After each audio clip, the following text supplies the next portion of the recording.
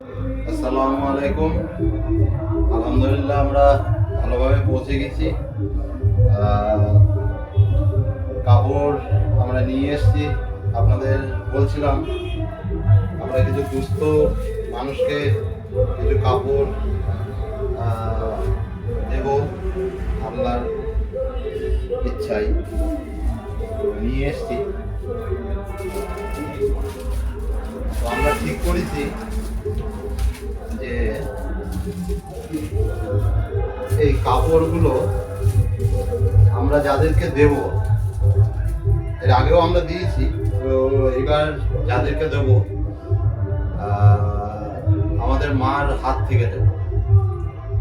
আমাদের মা তার হাতে করে কিছু দুস্থ বয়স্ক মহিলা, অসহায় মানুষ তাদেরকে দেবে।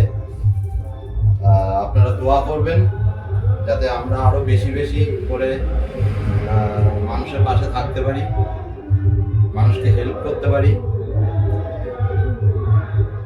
দেখেন কাপড়গুলো,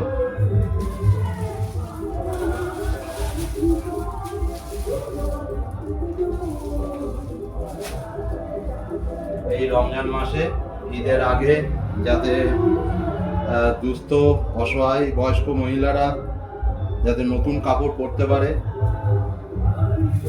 তার সামান্য চেষ্টা আমাদের।